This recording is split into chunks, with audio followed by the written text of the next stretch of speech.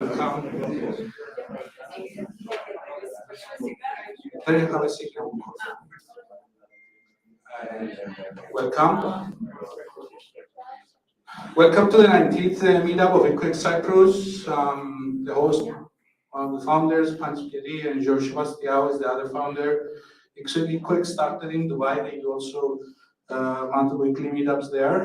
So if you search EcoX Dubai on Instagram, etc., you can check out the announced events, usually every Tuesday. This is our Telegram, by the way. You want to take a photo, join the Telegram, whatever, we announce everything, all the events there. Many thanks to entire VC that is hosting us this beautiful space here. Also to our sponsors, Novus Alpha, and supporters, Andreas from back to talk with him, the networking. Our sponsors like Cyprus FinTech Summit, Andreas Evangelidis here as Stavros Psychos, part of the team, Cyprus Mail, Cyprus Meetup, Daria, which also is here, will be presenting also some stuff later. Some housekeeping, toilets are back there, so if you need toilets, you can go there and have fun. Okay, some people, they told me that I need to update you on the dress code of my events, but usually my events they don't have dress codes like other fintech events. So very cool. Some updates, disruption talks or relaunch. I don't know how many of you have you ever came to another event that was done a few years back, disruption talks. Massimo, I think, was there. Okay, disruption talks is an event, Andreas. It's like an event we bring a founder on stage and we have a 1 hour discussion with him about his story, about his journey, and etc. So our next event will be Yael Tamar. Yael is in the 100 top thought leaders on blockchain. She did the first tokenization on real estate. It will be on Exhibit 8 on Thursday. I will send you a link. Imagine all you register in this event. So I will send you a link to register also for this event if you want to come. It will be on the 6th of July. Also, the next day of this event, there is another event, Big Time Summit. I will share, actually, if you're in the group, GRO, the organizer, they share some stuff about that event. I will share also a discount code with you via email. Okay, in July, it's not that we want to take this equator with no presentations, okay, somewhere into somewhere at the beach. Because Pavel and the team, you're welcome to join us. It will be, we'll call them EcoX Web and Flip Flop. Flip Flop was added a few minutes ago after suggestion of some Andreas. FinTech Monday, so we plan to have 3 meetups. Will be on the 17th, 31st of July and 21st of August.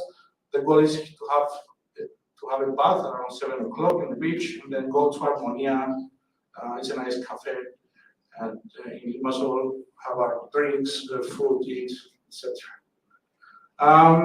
Okay, this is if you want to connect with me. In LinkedIn, most probably, I think we are connected here, most probably. But now I want to give Pavel 2-3 minutes to tell us more about this space. You can rent this space, by the way, if you want to do your own events, art galleries. Yeah. Thank you very much, Manny. I'm very glad to see all of you today in TireVC Hall. I'm founder of TireVC, where space for entrepreneurs, techies, and scientists. We help organize change knowledge between them and organize networking. Not only in the Web3 space, blockchain and crypto, we're working on different topics, thematics. For example, our events covering B2B sales, marketing, also fintech, some topics. For example, in July we will host one mini conference about B2B social selling, and another about KYC, KYB mechanics. So we will be glad to see you on each of our events, like a mini conference, like our big conference. For example, we launch in September in 18-19 our first big event that we will host in 2 countries in one time, in Portugal and Cyprus, and also online. And we expect more than 3K attendees. And this conference will be about growth methods, frameworks, and techniques, how we can build and grow your products, your team, and your business. So we'll be happy to see all of you on our next events, and also we will host all events produced by Panis, because it's all time is very interesting. It's very available networking on these events, and I hope today is will be the same event, with also very valuable for each attendee. Thank you.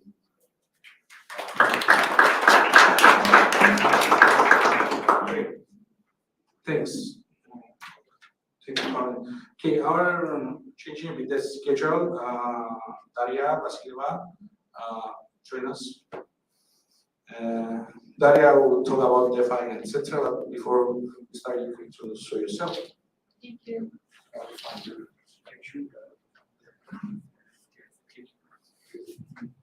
Thank you so much. Hello, everyone. Nice to meet you all. So today I have prepared some slides and thesis for you. But before we start, I would like to thank Panis and EcoXCyprus and entire VC for hosting this event. I live in Cyprus for 15 months already. It's my second event. As you know, bootstrapping financial market is an interesting story, so I will share part of the story of this today with you. So today we're going to discuss the convergence of TradeFi and DeFi markets and why. My name is Daria Vasileva and I'm founding partner at DFD Capital. We are investment firm investing in layer 1, layer 2, middle layer infrastructure and DeFi solutions. And how I came to this blockchain market. I've been trading emerging markets for fixed income for 10 years. So my last position was head of trading, so I was managing assets.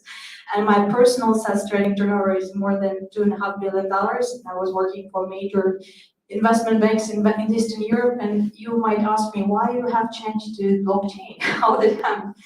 And I will explain you very easy as you know, investment bankers they sell and buy all type of assets, and most of them know pretty much everything that is just you can name assets, right? And I switched to private equity and VC back to 2017 and started discovering technology market, pretty much agnostic.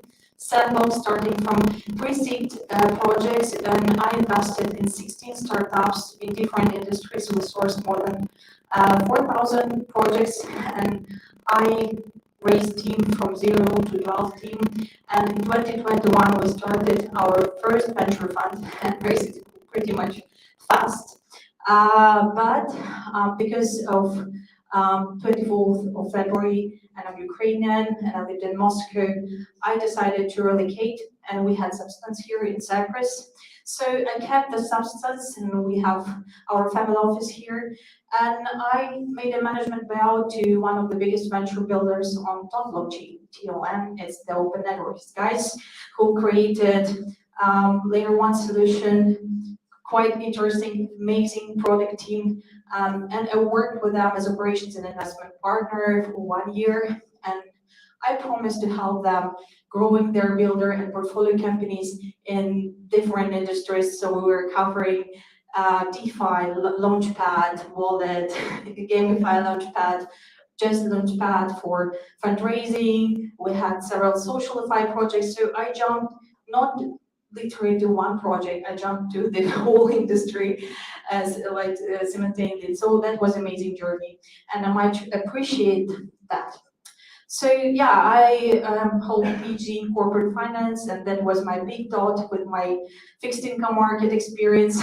So I believe that raising stars is more important than just hiring the stars. So I always support early stage founders like Gen Z with all their activities they have. So like whenever you need me, you have my community founders, the founders that I created, especially to support early stage founders to be heard and to be visible.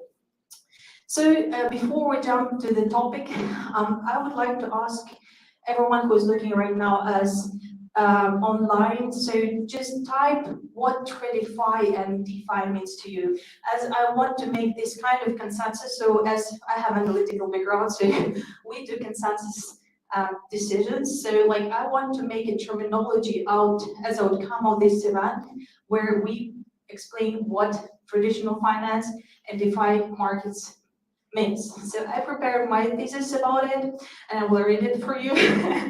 But can you, like someone from the audience, just can say simply in several words what is TradFi and what is DeFi, please? Just speak up. Anyone? So yeah, please go. The next one is a traditional finance, as far as I know. So it's not decentralized; it's the centralized services that we all know, like the banking services and the investment services from the last century. And DeFi is the new decentralized finance paradigm. Yes. Yeah, thank you so much. So traditional finance refers to conventional system and practices of managing and investing in financial assets, which typically involve centralized institutions such as banks, insurance companies, and many other players out of capital market, right? So I'm pretty sure that you know what are elements of the capital market, right? DeFi refers to a financial ecosystem built on blockchain technology that aims to provide open, permissionless, and decentralized alternatives to traditional finance intermediaries. So I put here very interesting triangle. This triangle is blockchain trilemma. So blockchain trying to solve three major questions as security, decentralization, translation, and transparency in their solutions, but not everything can be achieved. And the question why and how to cope with it is one of the biggest questions that every single project is trying to solve. So DeFi market is growing pretty much great, and expected to grow up to 231 billion by 2030, showing the CAGR of 40 plus CAGR. So comparing to traditional markets, which are growing 8%, 7, 15, max. So this kind of growth is something that is attracting investors. So another very important metric is TVL, so total value locked. And on the last bull run, the TVL on DeFi market was about up to $200 billion. Right now it's 45. So you see the upside that we might see on the next bull run or not. So it's a good question to question yourself once you consider blockchain market to yourself and utilizing the DeFi instruments. So another very interesting and key information is what DeFi market and blockchain market consist of and what are the major players. So DeFi here is represented by stablecoins, payments, and decentralized exchanges, which are part of DeFi market, but not all of them. But 18% of the market still remains with the data analytics, as blockchain provides this opportunity to have transparency within every single transaction that is made on blockchain, on chain, right? So payment segment expected to grow rapidly, and peer-to-peer transactions is a fundamental DeFi use case. And yeah, so pretty much everything that is B2C oriented is growing quite fast and interesting, but the question is who's gonna make it? As you know, everyone who are aware of technology market, they would say that B2C is hard to accomplish with the most complicated thing on the acquisition part. That's why not DeFi, but blockchain market is so much community oriented, so much oriented on people management than any other instruments so far. DeFi payments eliminate intermediates. This is a very good question. And thesis, optimize market infrastructure and promote financial inclusion. To me personally, as a traditional finance girl, and many people are just keep saying that to me, like, oh, you're not crypto native girl. But to me, intermediates is more than just the execution part of it. Proper intermediate is front to back. So back side is covered by the technology, and this front is something where the magic appears, where you get the knowledge how to operate it, how to utilize that, how to utilize the technology and get the best results, how to do this risk management, how to work on with all types of assets that appears at this market. And many of them are already well known, but they have just different terminology. So you have deposit versus you have yield staking, yield farming, or like staking service. But yeah, let's see the implication and the use cases for the blockchain market. And one of them are asset management. We can put yield farming into asset management as a part of it, but at the same time, like blockchain and DeFi market provides you the door, the gateway to different type of financial instruments which you can access literally by downloading the application and starting using any app that is built on top of different kind of chains. And the question that you have to ask yourself whether you are aware of how to manage your risk. Are you ready to accept this risk? And are you professional enough to really start or trading or investing in this industry? And this is one of the things that I will always keep saying to my friends who are coming and saying, oh, yeah, is it time for to buy? I say, okay, you're gonna buy it, but you will skip or miss the time to sell. So don't jump into there if you are not ready. And of course, everything that I'm saying is not an investment recommendation, but it's from my practice, based on my practice, based on my knowledge, some contribution that I want to share with you today. So yeah, yield farming is just, as I told, like the product that helps to stake the tokens that you received on the TG. So you have your tokens and you want to improve your return on investment. So you stake it, putting on the smart contract, get the yield from liquidity providers for staking your coins. Another interesting thing that I do like is DAO integration. So DAO stands for very good.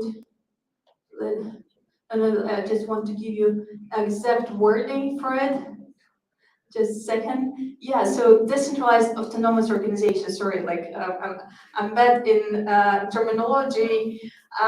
Still, I'm on it. So, but what DAOs for me? DAOs is the like the way how to operate smoothly your daily activities in blockchain. So some DAOs stands for like GP, or organizing the space investment process, the decision making on the investments. Some DAOs stands for governance, to make decisions on how the project going to develop.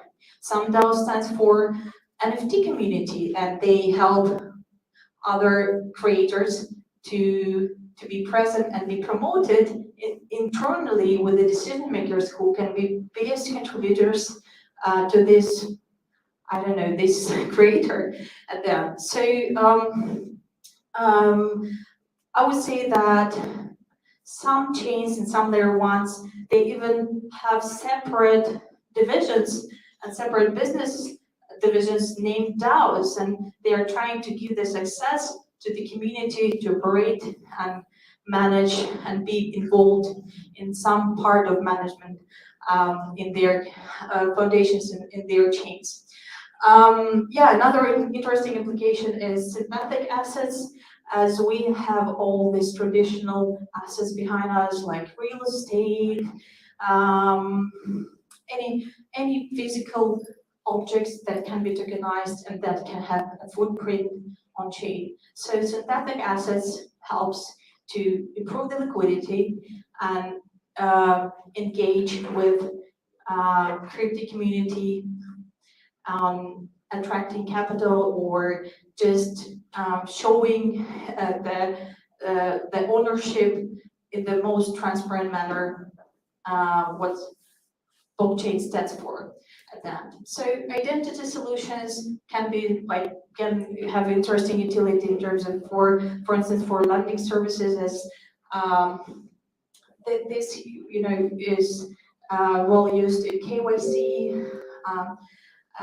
We have this KYTs like know your transaction, but there is KYC or KYB. This was as well much well used and will be more even used because of regulation toughness that is happening these days and new implications by MiCA and many other authorities worldwide. They're trying to improve the regulation soon, and this improvements leads to higher adoption. Anyway, margin trading as well as part of asset management and risk management are important elements of any financial markets, and as well are well known and well used in DeFi markets. So I found very interesting report from Fidelity Digital Assets, and if anyone would like to read it, I'm happy to share with you. You can enjoy it, as they made interesting interview with 1,000 respondents, and 55% of institutional investors participated in the market. So they were holding cryptocurrencies and they were investing. And according to Coinbase, 62% of institutional investors increased their crypto allocation over the last 12 months. So let me remind you as well that we're in the middle of crypto winter.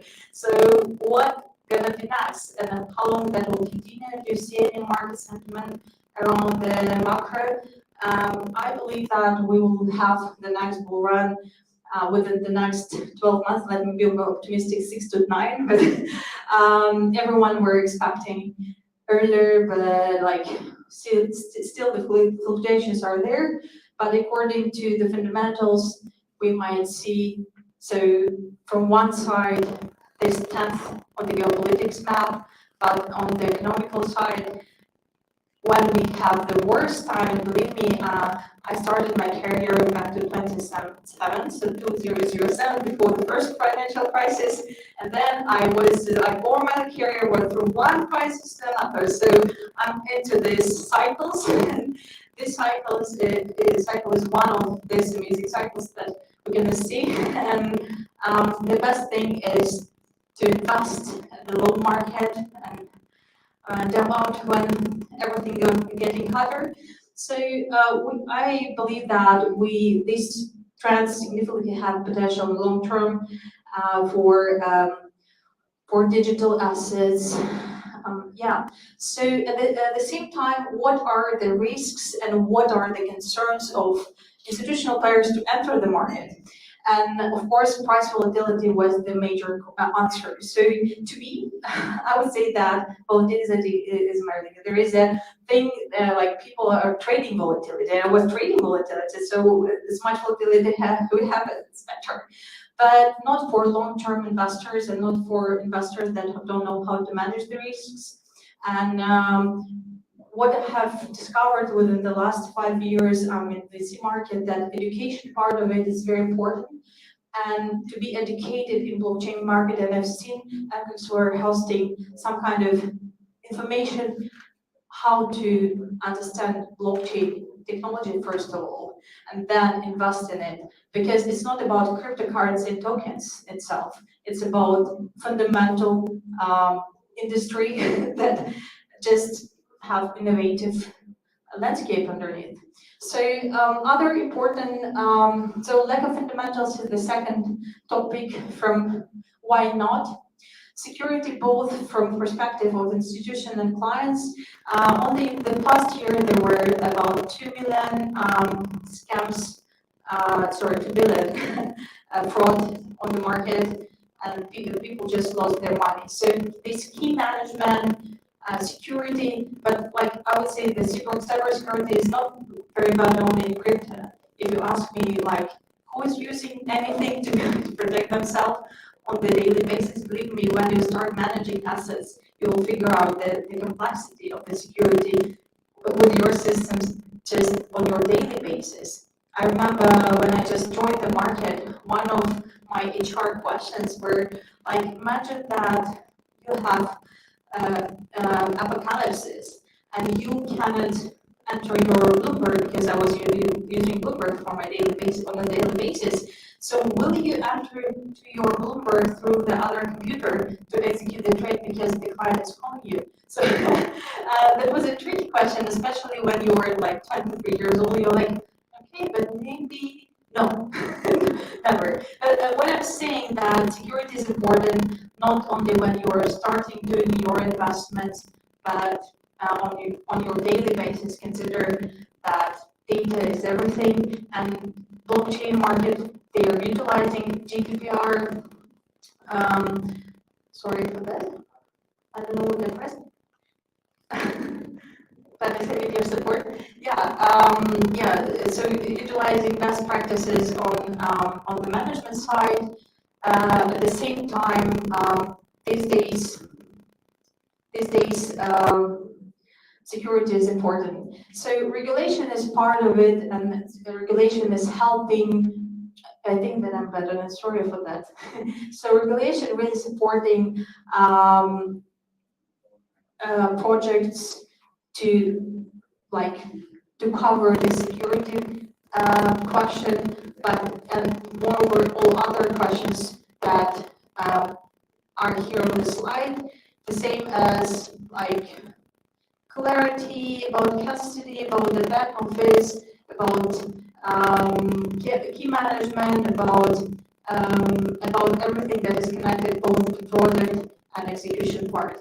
So let me remind you that the blockchain market is only 10 years old, so it's still young, and this lack of track record really limit institutional investors. But like, believe me, when there was the first derivative of Bitcoin, I said to myself, yeah, this is the time to enter the market, because when the derivatives appears, that shows that more players are starting doing that, and right now the number of players that are already utilizing the technology is pretty much significant. And one of our mission is to bring more traditional finance guys and show how to utilize, create this convergence between traditional finance and DeFi markets. So so how this synergy appears through very easy 4 messages. I believe that there should be fair competition that fosters an ecosystem of disruptive innovation. So once we consider competition not as competition but as an opportunity, that will allow to utilize all the resources from traditional finance and make this synergy happen. Interoperability and open standards, it stands for enabling seamless integration and communication between traditional financial systems and decentralized networks. And here is one of the pioneers and why this data management is one of the biggest parts for blockchain, because they are the one who are working with enterprises at the moment and showing the all benefits of blockchain. And once enterprises start utilizing that, that will much help on improving the trust to the blockchain market, and will be just part of our daily life on the back end, which we don't really see. And so API stands as well for tech part of it, so the speed of the integration and the availability of connectivity and data exchange, security, and emerging ecosystem. And the future financial system will be a convergence of modern and traditional infrastructure, combining the strengths of both scalability, transparency, and trust. So I'm done speaking for today. This is our Telegram chat channel at MD Capital. So here we decided to cover and overview different layers and give some educational materials. So please join us. I'm always available for you with Panis, through Panis, and I'm planning to live here for quite a long time. So see you around in our small, amazing island. Happy to see you all. See you soon, guys. Thank you.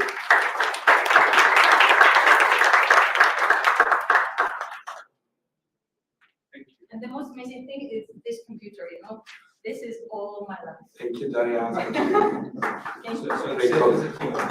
Now I want to invite Andreas for a short tell us about Andreas Evangelis, founder of EcoXCyprus, to tell us a bit about Cyprus FinTech Summit. Cyprus FinTech Summit will happen in 1st of September. Andreas will tell us a bit more about the event and what EcoXCyprus is doing.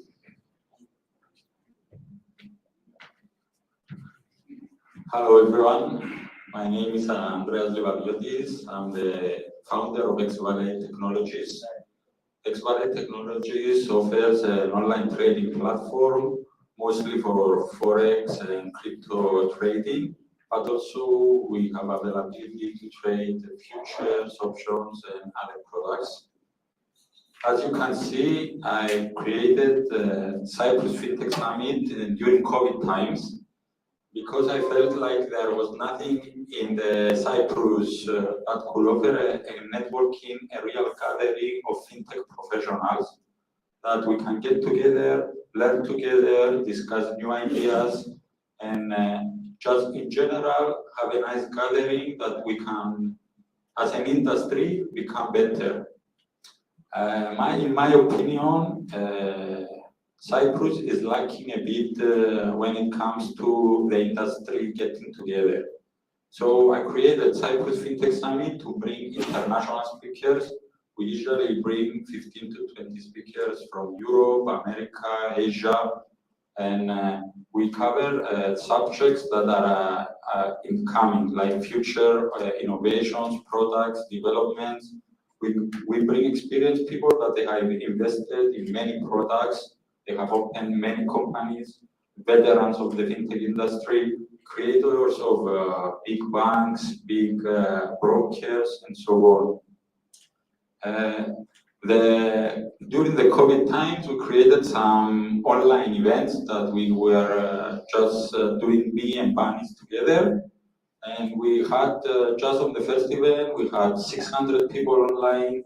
On the second event, that happened just 2 months after the first event, and only we chose it to do during the Women's Day, 8th of March. We only had women speakers, and on that day, we had 400 people online. On our first event, organized last year, we had 400 people to our event, and this year we are expecting 800 people. You are all welcome to join us. It's on the 1st of September, and until Friday, we have the early bird discount, which is the best way to get your ticket as soon as possible. Thank you very much.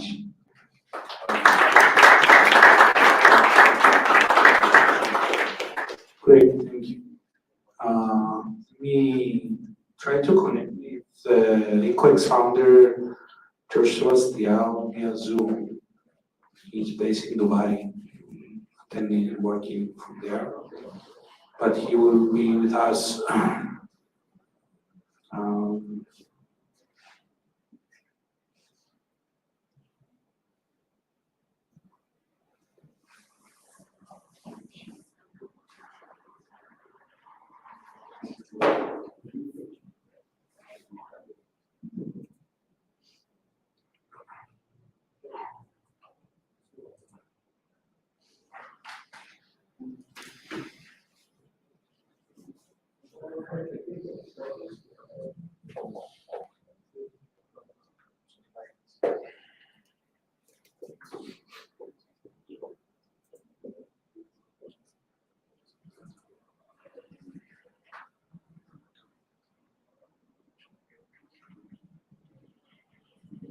Okay, let's move on, and when George comes, we can. Now, Marios Sakidis.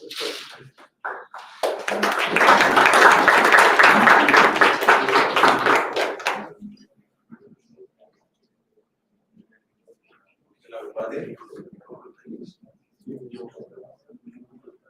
Hello, and I'm yeah, good to see everybody. If your name is Andreas, probably we have already said hi. My name is Marios Sakidis, and actually, thank you for having me. The plan was to make a short presentation, so probably that's why there's been a delay. But I'm actually pretty happy because in the meantime, at least some more people have joined in the front that I can see, for example, Haralabos, Mani, and Antoni. So, yeah. I don't know, like, you might be coming from the field of fintech. So, what is your general sentiment around NFTs? How do you feel about it? Like, did you kind of cringe a little bit when you saw the topic? Use them. You use them. I remember you wanted to also make a sniper bot, right? You do have it now. Perfect. So yeah. Also, myself, even though I do not believe in scarcity in the digital world, at the same time I understand that NFTs actually can have lots of functionality in the Web3 space. We can use them, for example, as proof of membership within a community like a DAO. We can use them to support our favorite artists. We can use them, for example, as an access control mechanism to open a door. Oh, that's yours.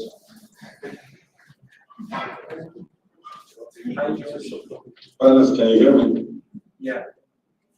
Can you hear me? Yes, I can hear you now. Can you wait 10 minutes for our presentation? Yes, of course. You want to do it now? There's audio. No, okay, you're here now.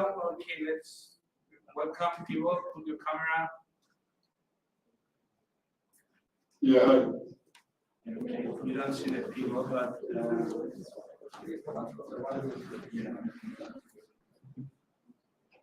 I can see you very well. It's okay. Not a problem.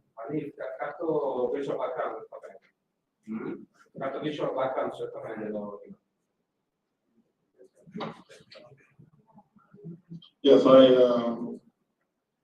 do you want me to talk or just to wait? Oh, I can see everybody now. yeah, it's just can you say I'm hi, there, tell us there. about the question you are doing right. Yeah. Continue with the presentation. Yes, good evening. My name is George Sebastião. I'm the co-founder of EcoX. I'm actually supposed to already be back in Cyprus, as I usually spend most of the month from June, July, August, September in Limassol.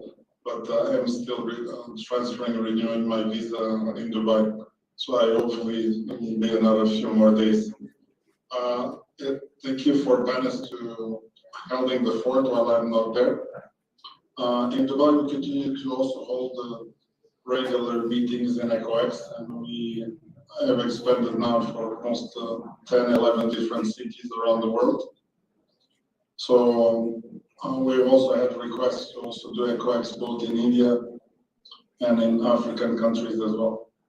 Primarily, our objective is to provide three ingredients, what we call MBC, so money, brains, and connections, which means investment for startups, incubation, access to good resources or human capital, but probably the most important one is human connections. So primarily when you hold these meetups, companies can do presentations and so on. They might do pitches or a panel as we organize regularly. But what's important is what comes at the end of the meeting, where people kind of network together and they establish meaningful connections. As you know, connections today are important for many aspects. One is obviously no company or startup does all the functions that they need. So they need to have APIs or integration with partners. They also need access or assistance, maybe sometimes with regulatory compliance or other, especially. The good thing is that this year, although last year we had a lot of requests on the blockchain, and I think Cyprus is starting to kind of move into the blockchain space. This year, most of the requests have come in on the artificial intelligence space. So you can see that this year is becoming the artificial intelligence year. So there's like in Dubai specifically, there is hundreds of startups that are actually focusing in this particular area. In the past, we have focused on many others like cloud computing and cybersecurity, and obviously blockchain. The good thing is that Cyprus had a good head start on blockchain from the education, because they had the first master's program that actually ended up being accepted here and transferred and done a cooperation for Dubai universities. Now, on the artificial intelligence, it is extremely important because of all the work that has been done with OpenAI. But for example, this evening I have a meeting with another very good company that works in artificial intelligence. The CEO is here with me. He is actually Singularity Net. CEO is a lady by the name of Janet Adams. So Singularity Net actually are the creators with a guy called Ben Goetzel of Sophia the robot. It's a partnership between Singularity Net and Anson Robotics in Hong Kong. So Singularity Net today is an ecosystem of about almost 10 different companies that actually cooperate in AI. So I think it will be good for Limassol and Cyprus to explore or have expansion in the usage of AI-based organizations. The good thing is that AI also has a lot of roles to play with things like for Forex, for trading and financials, fintech systems, especially in high frequency trading systems. So it's definitely a pleasure to be here, and I don't know if you have any questions or anything, but I look forward to meeting you personally probably sometime in July and August, and maybe early first 1 or 2 weeks of September. In places like where I am right now or in Riyadh, starting to touch on the 50 plus degrees Celsius in Riyadh, and in Dubai we are on the 47, 48, so it's getting to be a little bit too hot, so it's time to come and visit Limassol where it's a little bit more fresh. Yeah, George, our next meetup will be on the beach. Can you hear us? Yes. Can you repeat the question, Panis? No, I am saying that our next meetup will be on the beach when you come. Okay, the beach is good. You can use guava or any, or you can go all the way to Ayana. But I like, Dubai is very grateful for that, but I think Cyprus is even more grateful, actually being an island and all that. So give me a second. Let me see. I don't know if I can say a quick hello. I can introduce you, so I'll try to maybe invite her to Cyprus in the future, since she's here. So it's a little bit busy day. There, give me a second.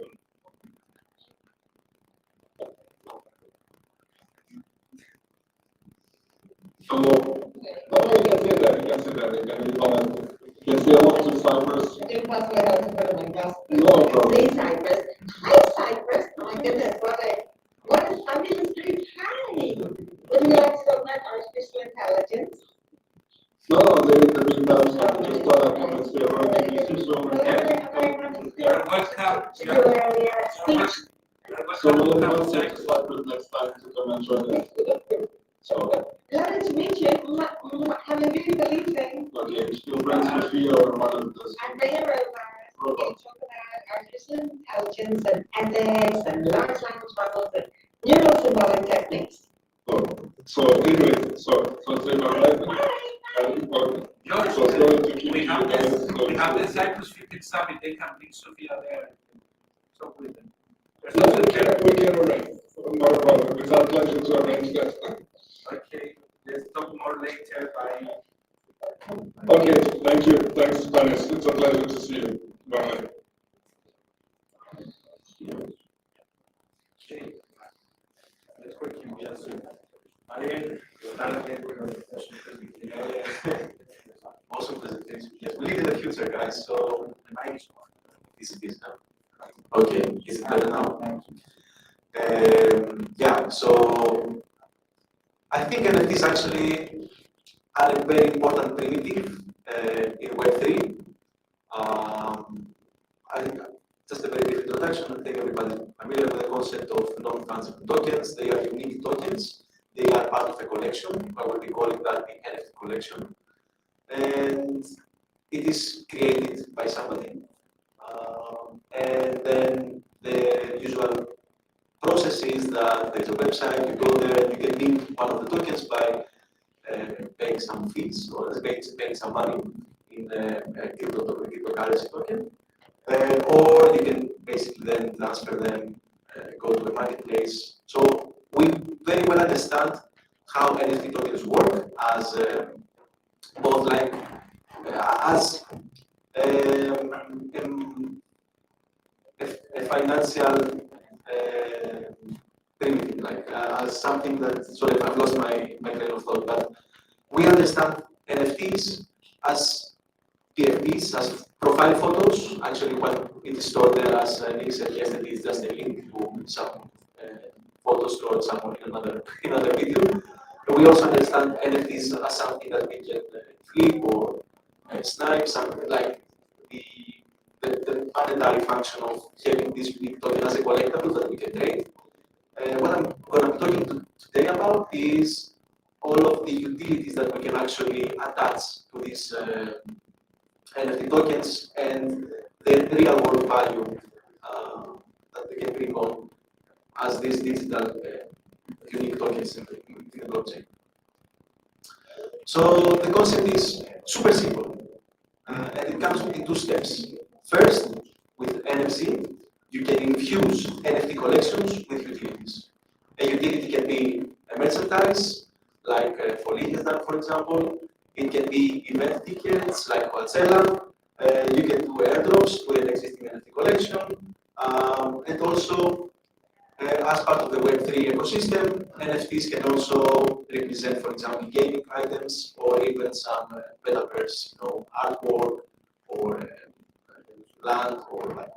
So by having this unique token on the blockchain, it kind of represents some asset either in the metaverse or in the real world. So with NFC, first thing you can do is infuse NFT collections with some utilities. And the innovation here is that, and what we're introducing as a new concept, is that you can transfer a utility, detach a utility, and transfer it to a separate wallet. So, for example, if your NFT token had some event tickets as a utility, and you're not going to go to the event, you can actually now detach it and send it, transfer it to a separate wallet, while you still keep ownership of the NFT token itself and of all of the rest of the utilities. Any questions? Like, I think it's pretty simple, but actually let's see. Yes. What should we do with MATLABs? MATLABs? No, MATLABs. Okay, so MATLABs is the pilot. Okay, so MATLABs is the pilot collection for XNFT, that's Solana-based token. You can pretty much attach utilities to the pilot collection, which now is MATLABs, and you can pretty much have airdrops and everything related to what we just said, but in Solana. So that's awesome. First time I hear about this, to be honest. Yeah, this concept, I've developed a prototype, this concept on EVM blockchain specifically Ethereum. And maybe the implementation, I mean, there are protocols for subletting and renting tokens themselves, but for utilities, this is the first time I'm hearing something. And actually, we got an MC prototype first with Anka back last September for its global. Let's take a look at better look at into what actually problem we're trying to solve. There is no infrastructure for NFT utilities, specifically on-chain. There are a few centralized systems, but we're going to get to that. So the situation today is that you either use a utility or you lose it. If for example, you are a board tape holder and you get airdropped a utility that corresponds to getting to a New York City event, and you're not there, you can either actually sell your ticket, sell your NFT token, or you just lose the ticket itself. Like you cannot just take that event ticket been airdropped and give it to another person or even sell it on secondary marketplace. And the situation is actually very tricky because we have overloading of utilities onto the same token. So we have multiple utilities mapped onto the same token. With the board 8, probably you can go to an event, you can request some merchandise, you might have some access on a metaverse house, whatever. And there is one platform that I know about for Ethereum-based networks that is dealing with utility, but they are a centralized service. And in so we have no visibility at all about whether, for example, a utility has been consumed when we are willing to buy a token, or whether, for example, and it's also very difficult for somebody who has created an NFT collection to keep track of changes in the NFT ownership. You might have used, for example, services where you can sign in with Ethereum and get access to a Discord server. What is happening when you are transferring the NFT token to somebody else? Like, do both of you get access to Discord? Do you automatically get kicked out? And actually, the real situation for NFT collections today is Google Forms. Basically, you just give us the address and we are going to airdrop the utility or whatever. And the way that this model works for utilities actually also poses some security concerns. Users have to carry along and connect their wallets to safe environments. You're going, for example, to a website and you need to sign in with your MetaMask wallet that also holds many other valuable assets. Take the idea. Because we know that centralized services are a common attack vector. I wouldn't connect my wallet to any other website just because I want to connect with this concept.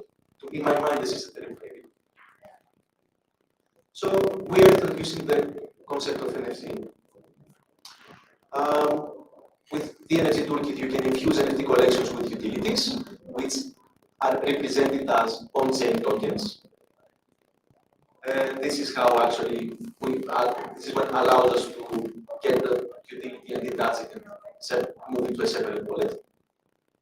And this model decouples the utility from the NFT token ownership and enables novel applications around utility delegation, reselling, and subletting.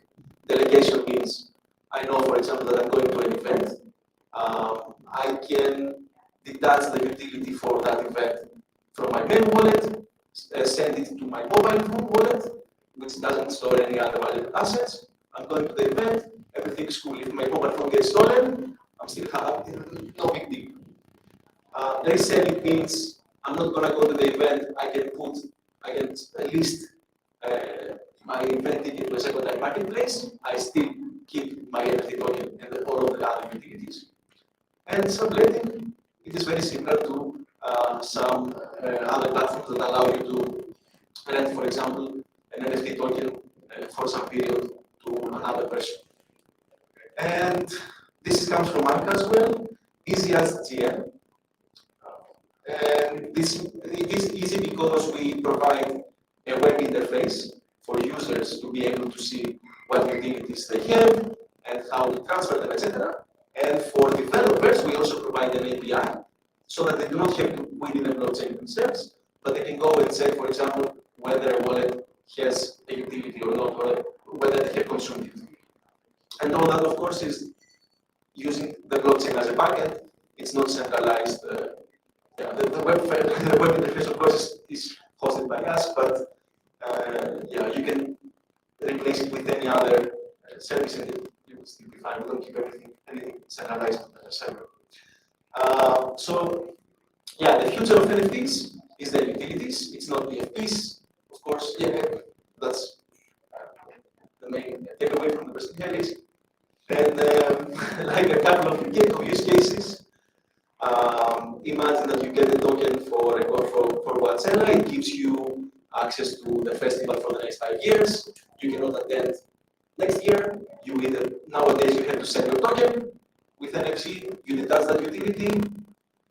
listed on secondary marketplace, and then you can go the year that comes after that. For metaverse items, you can do subletting, like, let's think of a concept.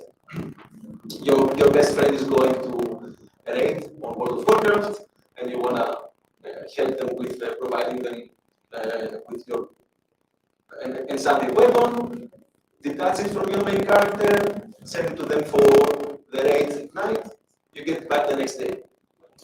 And the final use case has to do with how the concept started, which is a co-working DAO I wanted to start in Cyprus. And the idea was that we wanted to crowdfund space. We would, in order to cover the expenses, we would all place some stable coins in exchange of an NFT token. The NFT token would give us some governance rights and some. It would open the door at the space, and it would also give us access to some private events hosted at that space.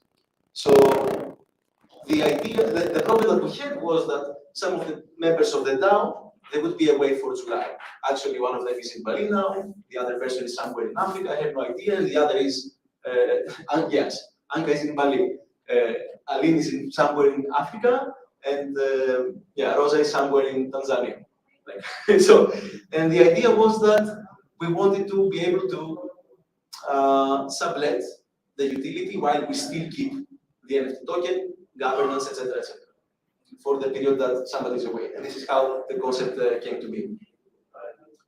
The implementation now, actually it's pretty neat because we do not need any modifications to existing NFT collections. You can use NFC with all of the NFT collections that exist there today. You can be the NFT, the person who has created the NFT collection, or you can be any other person who wants to provide a utility to the token holders. We do not rely on collateral, escrow, or transfer of NFT ownership, like I don't know if any other platform that is doing it in this way. The on-chain tokens that represent utilities are compatible with the ERC 721 ecosystem.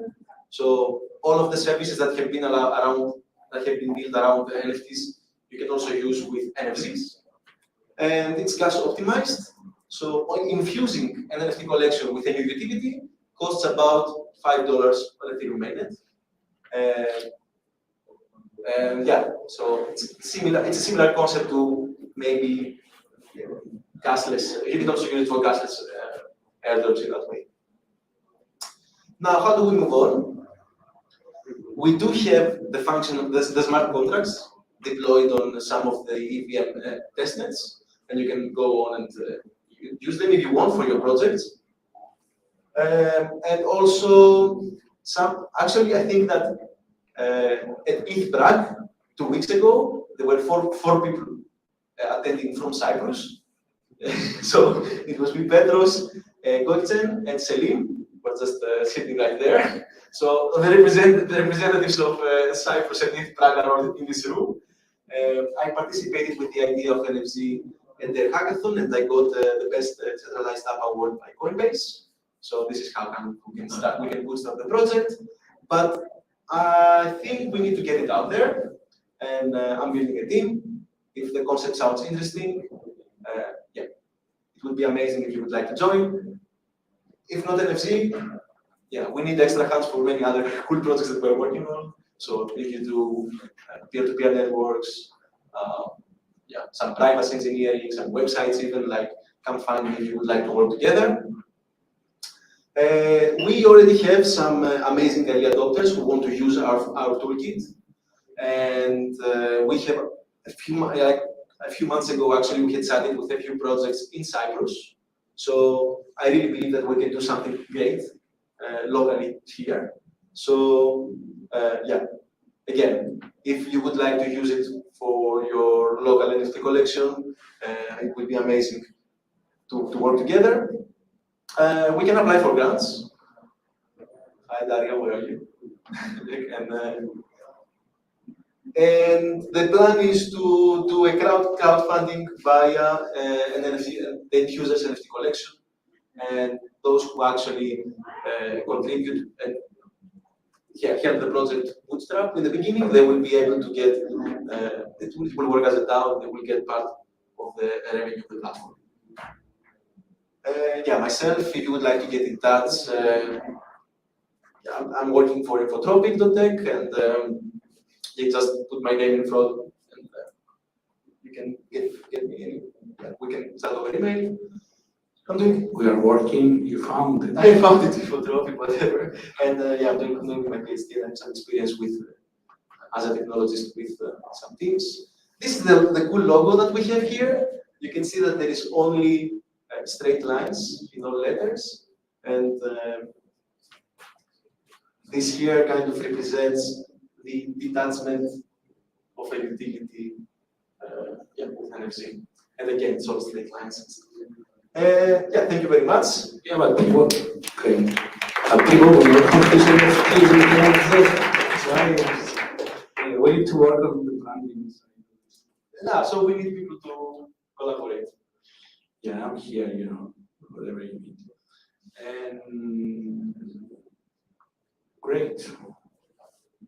Cool. You can network with Marius, or if you have any question, quick question. By the way, don't forget to take a photo of you, Petros, Eli. It's a good to make maybe a story who went to Ethereum or Cyprus. Any questions? Okay. Thank you, Marius. Now let's have some startup projects. Sergio.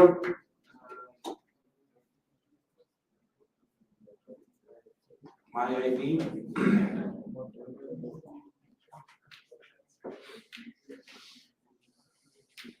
Clicker, you can introduce yourself. As a founder, you need to be able to introduce yourself. Hello guys, my name is Sergio. I am a founder of MyID, technical backgrounds, started from as a developer and become already a business man, let's say like that. So let's start with the startup. Most of the company who do digital business face this problem. Who is my client, right? And how they solve the problem. Usually doing the same mistake, asking a client to make a photo of some document or filling a form multiple times from different companies, right? And in the end, all this leads to 4 problems: time consuming, privacy factor, conversion difficulties, and costs. How the trends in the market currently are. Usually they solve the problem by creating federative identity, right? Like Google, Microsoft, they issue the identity of their clients. Identity arbitrage, which, for example, they give access to some information without your sometimes permission. And networking, creating a bigger network and partnership with different companies make the service grow, of their business grow. So the solution which we come is decentralized sales and identity, where for the B2C, we solve the problem related an easy process of identification and managing their privacy. And for the business, we offer efficient KYC solution and AML.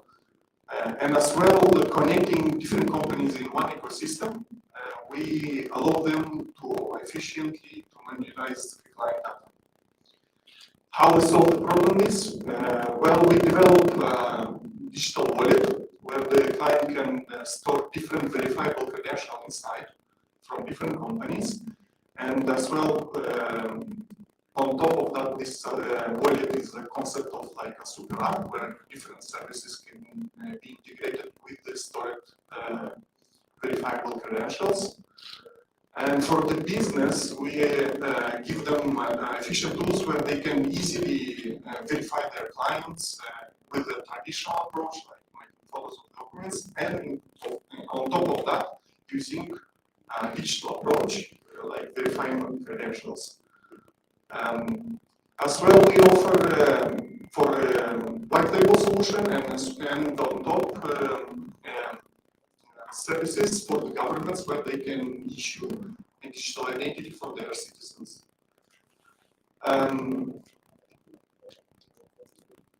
We know our competitors, but the key difference between us and them, we focus on a different approach. We focus on verifiable credentials, not just like basic photos and smiling on the camera. And we give already tools, which for them will be easy plug and play, connect to their backend. And of course, digital means low costs. We consider the market size in our industry is quite huge, 85 billions. And we target, with the service addressable is 50 million, and we target at least 3 billion, 3 billion services accessible market, and we target at least 50 million. Our team, young, we have a strong base in technology, and developing many services related to fintech, and now our achievements, some of our achievements currently, we had to win a grant with the Moldovan government where we developed for them a digital wallet for the citizen, connected with their backend, supported with United Nations and USAID. As well, we got support as well from the government of Moldova, a non-refundable investment grant, sorry, not investment, and for the startup itself. Below, we have a couple of clients already which are using our services to verify their clients. And our plan to expand already, because we tested at least in the product in Moldova, and now we are trying to penetrate Cyprus. Myself, I forgot to mention that I'm for a long time based in Cyprus. So we go for Romania and Cyprus, and in hope with going in the United Emirates with the health sector as well. Development, right? Finally, we will build a sales department, because till now we was doing our self-sales, and now we hope to start creating a team of sales. So if some specialists here, I will be very happy to talk to help us to grow. On top of that, because we are looking as well for investments, we plan to develop additional services, as I mentioned. The wallet will be just a super app, including different small products inside. So e-signature services also in demand of our clients, so we hope to develop that service inside. And to research the health sector, because it's quite interested sector. Taking consideration decentralized solution helps to protect your privacy. Thank you very much. If we are in active searching for early adopters, so if somebody from the fintech sector is looking for KYC, ML, and services, and especially a concept of verifiable credentials, where it's very nice, which European Union is pushing, even how to implement it. I mean, concept of digital identity in the European market. So please talk to me. I will be very happy to explain. Can I ask you a question? Yes. Okay. Thank you. So, can you kindly share some use cases for your first customers, and what are your early track that you are proud of? Maybe you can share like first use cases that are. Yes, so our first customer was a company named Paynet. So they are a digital wallet. They are the first adopter of us. They are a digital non-banking financial sector, providing digital wallet, virtual card, or physical card. So they are using our services to traditional services of verifying the clients. And another, the biggest achievement, let's say, which I'm proud, is that we win the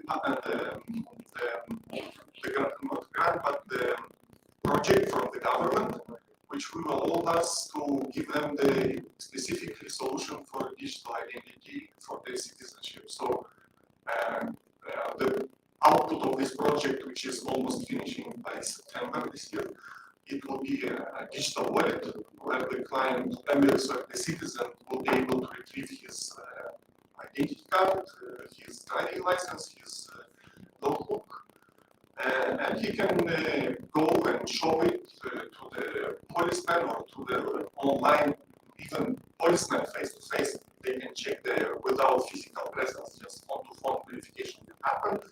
And as well, or ordering some insurance services online using just a mobile itself.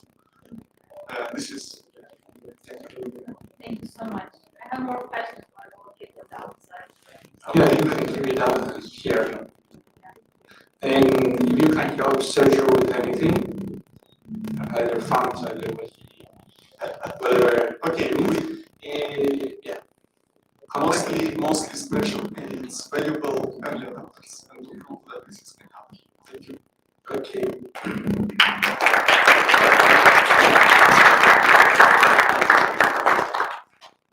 Now we have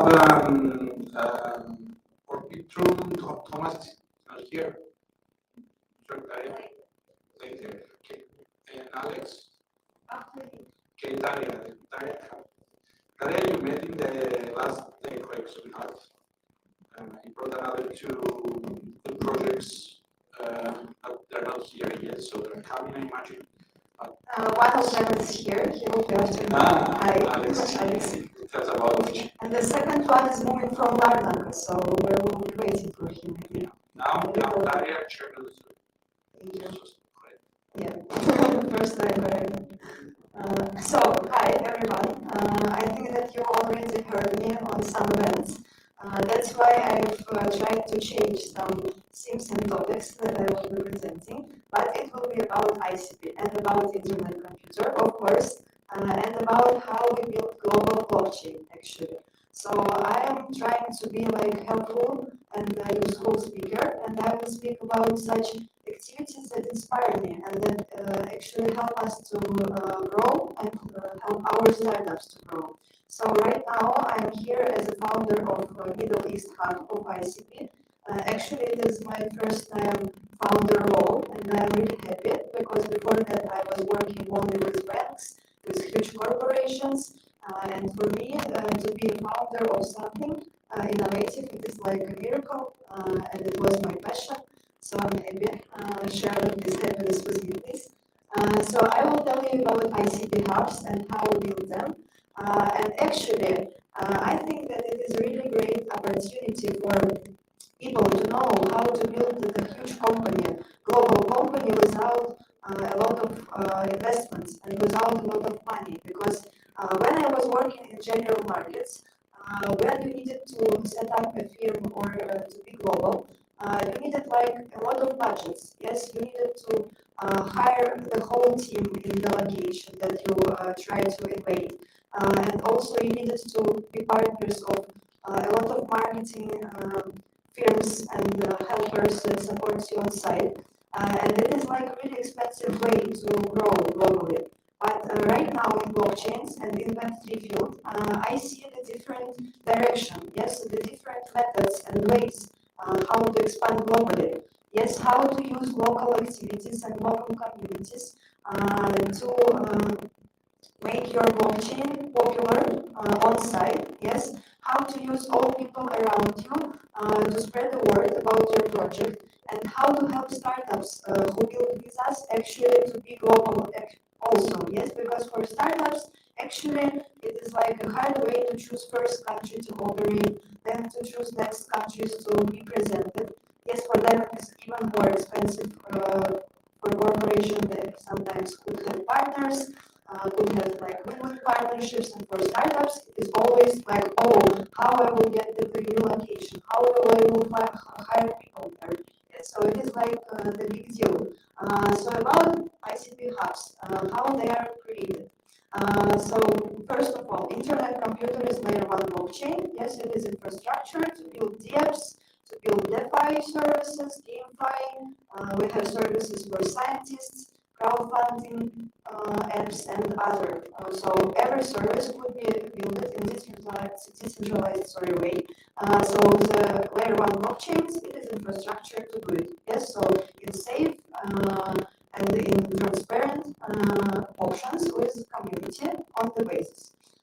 So we have also a foundation called Definity. I will tell you a little bit about names, so not to be confused. And foundations, they help blockchains and networks to grow. Yes, so blockchains should be like without one authority, yes, without the main head departments, without the like vice presidents, they should be open. That's why they have foundations near them to help to grow, to help provide some events, to help with marketing, but they not like rule us. Yes, they don't rule blockchain developers. They don't tell us what to do. So it is like open decentralized system on this level too. Foundation decided to open local hubs. Right now they have more than 10 of them. It is not a new history for blockchains. You can see examples at the Binance. For example, there is a person in Binance t-shirt here. Also, near blockchain has a lot of hubs all over the world. Ethereum community, like, is the biggest one. They have a conference or hackathon in every important location. You can find these events also on internet. So we're not like, it is not the innovative way to build the blockchain, but it is the only way. Because to be decentralized, to live decentralized and to be global, you need to have instances and to have activities on site, in locations, yes, in some regions that are important to you. And for blockchain, every region is important. Yes, so all the people all over from all continents, they are our resources and they are our community.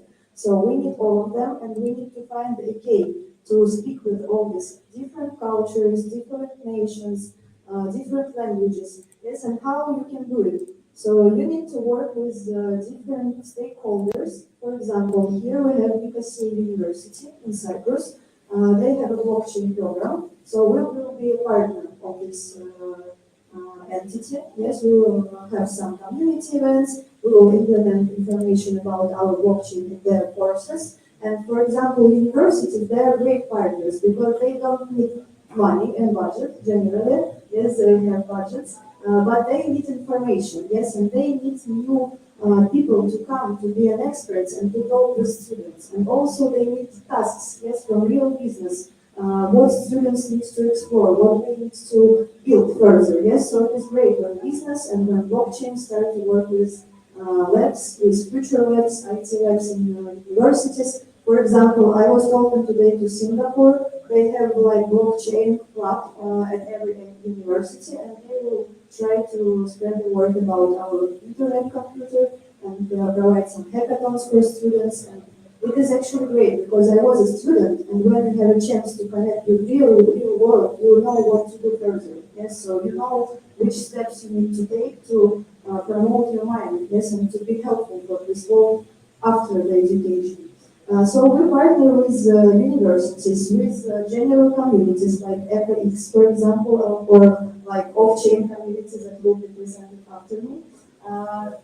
We partner with associations. Yes, so on Friday I was on the beautiful dinner of Cyprus Blockchain Association, and I had a chance to network with different people. So the main part and the main thing is to integrate your information, your cases, and your support in general activities at the place. Yes, and to make them local, to speak sometimes local languages, to hire some people there to be an expert, for example, on university meetups or on some conferences in local languages. So it is like a pretty huge work with network. Yes, you need to connect to all people every day. I have like more than 20 calls, I think, every day to speak with all people in the country to understand which of them will be helpful. Yes, because everywhere there are blockchain clubs, there are some associations, there are some businesses who already tried to work with blockchain and want more. Yes, so you only need to find these people, and the only way to find people is to talk to people. So we provide a lot of events, educational activities. So if you have any friend who wants to create something beautiful, educative, or networking activities in blockchain, we can support these activities with grants, with knowledge, with experts, and I think that it is great to have for example, internet computers from Switzerland, and you have a Switzerland brand near you, and it supports your activities actually, because we help with marketing, we help with promotion in our social medias, all the activities that we create with hubs, they are promoted further with our powers, yes, and with our efforts. So we provide a lot of activities on site, sometimes offline, sometimes online. I will share them in our social medias here in Cyprus, yes, to connect work between each other, different countries. And I will show you some examples. So right now we have hub in Nigeria, in Hong Kong, just opened in Dubai last week, in North America, it's called Niagara Hub.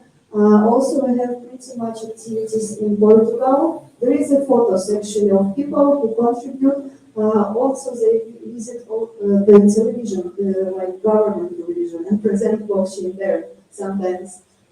They visit universities, yes, we provide a lot of hackathons there. Pretty important conferences. It was Epic Web3, for example, last month, I think. It is like the Crusphere Hub in India.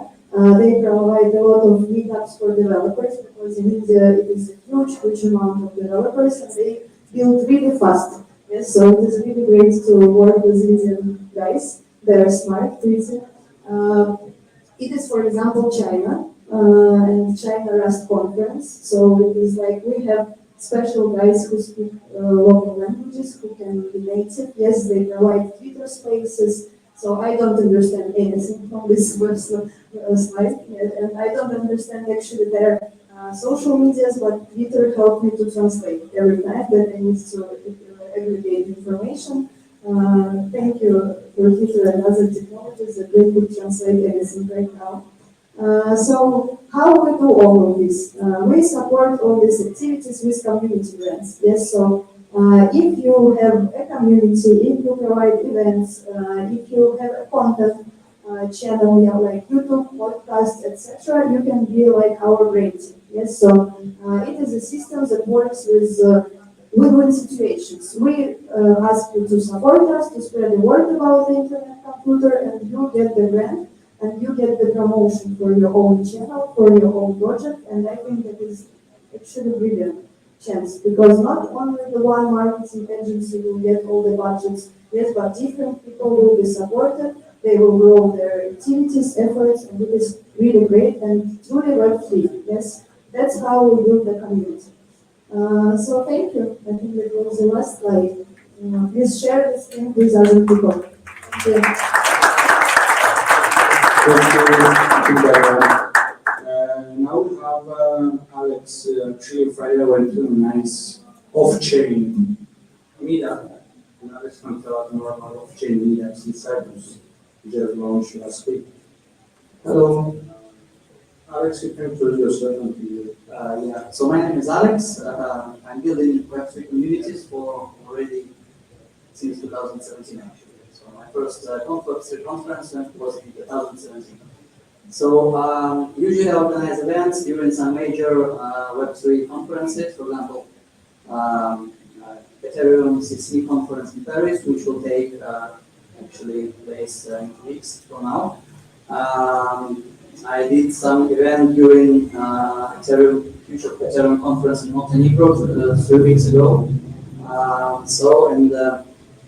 Yeah, also I'm organizing events in Cyprus for already 2 years, in Limassol, basically. Just some time ago, I decided to bring here a big brand, which is called Off-Chain. It's a huge community, worldwide community. That's actually it's a world community which organizes events in more than 70 cities already. And now Cyprus is on the same map. I'm really proud of it. And our first event happened just 1 week ago. Some of you were there, for sure. By the way, who were at the event in Nicosia last week? Oh, quite a lot. Okay, so speaking about off-chain, so it emerged in 2017. The founder is an American guy, Jonathan, who is living in Shanghai. So that time, if you remember, it was a lot of that was a boom of ICOs, and a lot of people were really like wondering what happens, what is this new sphere, what is crypto. And at that time, they started some off-chain, offline events, offline meetings in Shanghai. And at the moment, it's, as I said, more than 70 cities. This is list of the cities. I think Cyprus is not here yet, but yeah, it's old map, but yeah, now Cyprus is here as well. The idea is in every city there are some enthusiasts who start organizing events and becoming a part of this big global community. In this way, it appears that now we have a huge community where, for example, if you need something, I don't know, in Beijing or in Tokyo, and you don't have any contact there, so you can reach it from this community. So this is very useful, and as one of the examples, we work with ICP, with various company. So because they needed to make an offsite event in Montenegro, but they didn't know anyone there, so they just applied to off-chain and asked to help find a community because we have local people there. So that's how we organized a joint side event in Montenegro during huge Ethereum at home conference. So well, just a few examples of the events that happens around the world. Like this one is Boston, this one is Bangkok. So they're quite different because in every city there are different organizers and they see events in their own way. Somebody does it in some hotel, somebody does it in place like this in Barcelona. Somebody does it in places with nice view. This one was held in London. This one was held actually, yeah, so in Singapore. You see this on the right side. This is, I think it's Polo, yeah. So places are really different, but it's good. It's good because everywhere people bring something their own, something new to this global community. This one is DC, Washington. This one is Taipei. And yeah, off-chain came to Cyprus, and last week we had a great event in Nicosia with a lot of happy people, with cake, and maybe you know some faces from these photos. Yeah, sure you do. Maybe yeah, somebody can find themselves. So basically, yeah, and our next event will be held in Limassol. And I invite everybody to join our Telegram group to know about it because it's a good chance to join the big community, big global community of Web3 enthusiasts and specialists. Yes, and that's you need to join the Telegram group to know about it. but so point 17, 31st. Okay. Because I'm doing. Okay. I'm with you. Yeah, why not? Yeah, that's it. If you have any questions to me, you can find me somewhere around. I also do some other events in crypto. Like 3 weeks ago, I did a Web3 sports conference during the Champions League final. It was dedicated to projects which build products for sports market. Maybe you know companies like Socios, like SoRare, like some other big companies who make products for sports, Web3 products. So we did one event in during Champions League, and it was quite successful as well. So if you want to talk about it, then okay, thank you very much, and I'll spend some.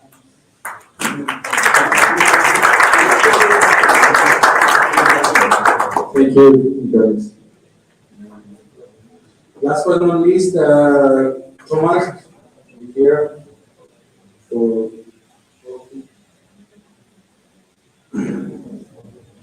Arbitrum.net.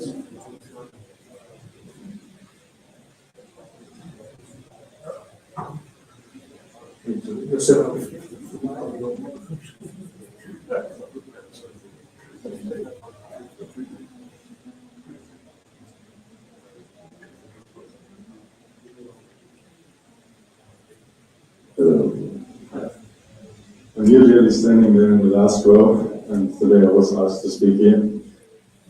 I'm a developer, I'm not a marketer, not a presenter, and the stage is definitely not my comfort zone, but I'm going to present you today something I'm working on for the last month, which is Arbitrum, what we are on the last slide actually, so we will probably start the first one.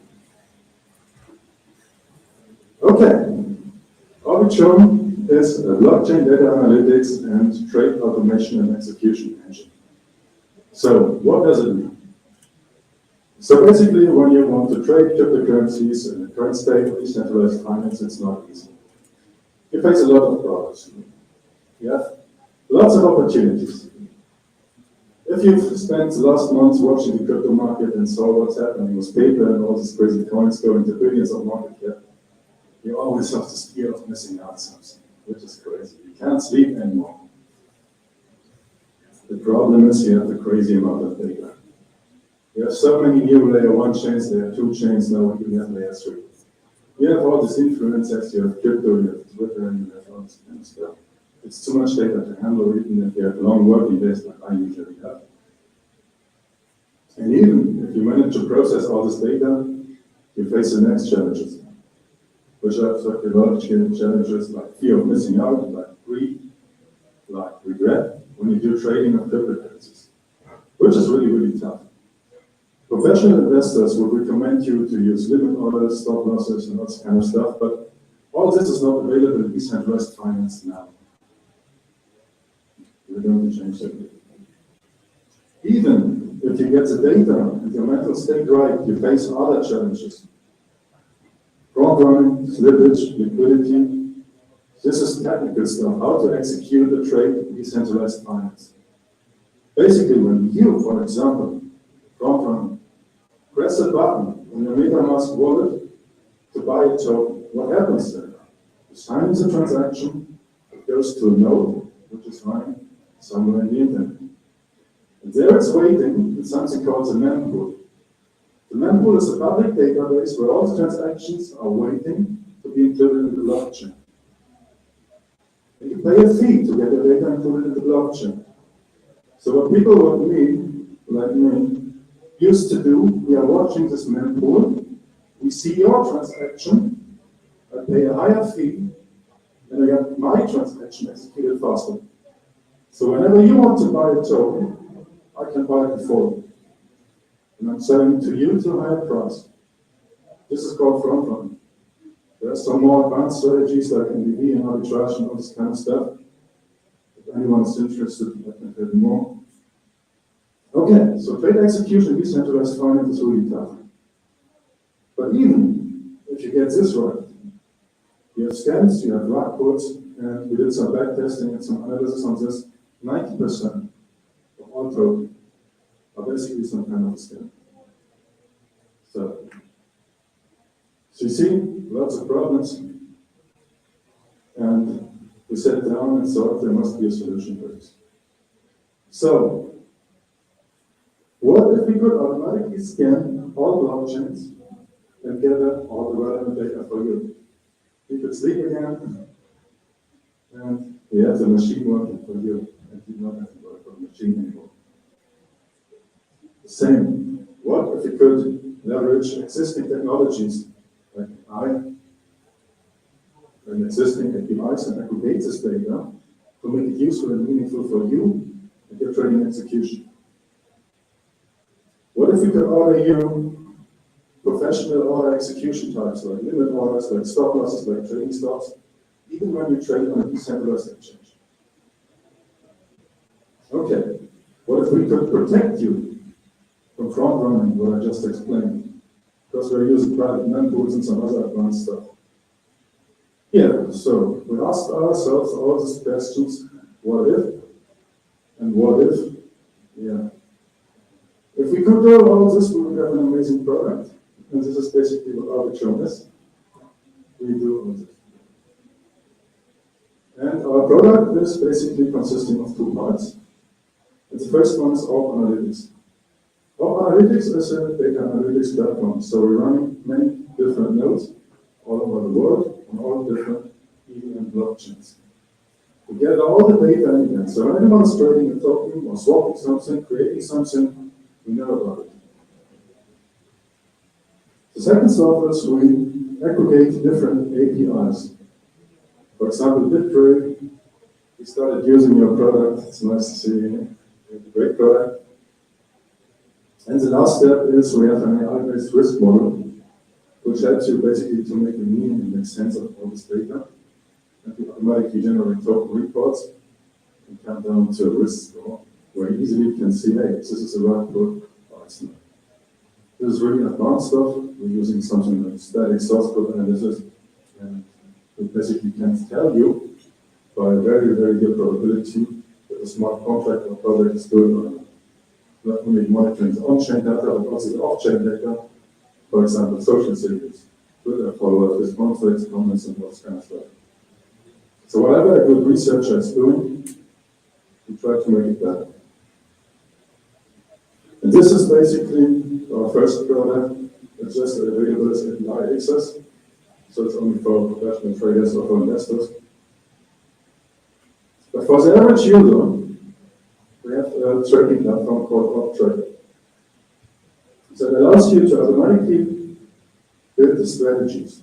So I told you, all analytics basically is gathering all the data, all the signals. But data is only useful if you really can take action on it. And this is what OpTrade is basically doing. So whenever any event is happening, you can go to a strategy builder and tell it, well, okay, this happens, now do this.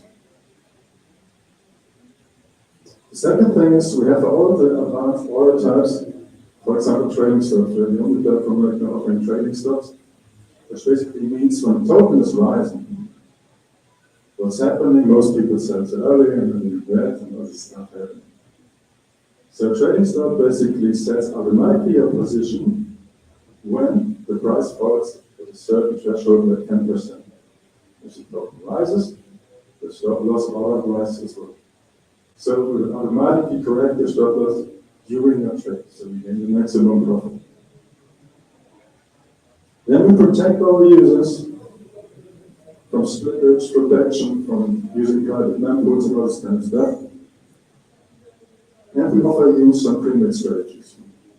I just explained, for example, we can do a coin sniper. So whenever a new token is listed, CoinGecko on CoinMarketCap, it gains additional visibility. You can automatically trade. Interesting also is this copy trading platform. We were researching which wallets are profitable. Open Analytics has all this data for you. So you just can press copy and can follow any wallet which is profitable. And some other stuff like pair monitoring, which means when a new liquidity pool and mini swaps provide, you can automatically follow and trade this token. Not for beginners, but very good. Okay, not much to see with Open Analytics because it's just an API access, but here you see some screens where basically you can create bots on our platform. We have some statistics. We have a token database where you can search for the token and you can do basically an analysis to go to this analytics platform, or you can automatically execute the trades. You can trade with us in a custodial way or in a non-custodial way. So we're offering smart contracts, or you can just deposit into one of our platforms, and then you can restore. So we basically offer the same kind of trading experience you're used to from centralized exchanges like Binance. You see what's happening in all the logs. What's our business model behind it? Basically creating a win-win situation. On the one hand, we have the users. They are protected from front running, they have better trade executions, they can sleep again. And on the other hand, we are taking a 0.5% cut of the trading volume. Doesn't sound like a lot, but this is $1 billion market. There was one kind of a competitor, of course they're inferior. They launched like 2 months ago, making 50K a day now, valued like 27 billion, something like this. So this is really, really huge. If you go into investment, you go to the right model. Okay. I hope I haven't forgotten anything. Here's an outlook. We're launching the public version. For now, it's live on Binance Smart Chain, just a private access. If anyone wants access, just let me know. but we will launch the product soon. Here's a website, here's a Twitter, not much happening right there, right now, because I'm just focusing on building the greatest product in the marketing. Thank you for your time. Thank you. Any questions, Thomas? Questions? We'll talk about this later. Just quick, because we need to go for networking now. That's a good question. Yeah, just ask me later questions. Okay, many things are coming. Stuff, good luck to all the startups. That was the program for this evening. As I've said in the beginning, if you already came, I will send you more detail about our next meetups at the beach, networking on the presentations, go to the beach, have a bath, the wet and free flow, feed meetups. And thank you for coming. It's nice to see all those people that they are coming constantly to our events and enjoy working something correct. And we'll be all coming. And we're here to connect the dots of fintech circles. That's why we have our community like blockchain, and how we like to have some media, start the thing, etc. To promote this. Happy networking outside, have drinks, etc. Hope to see you in other events and join our Telegram to get some updates also in the section. Thanks.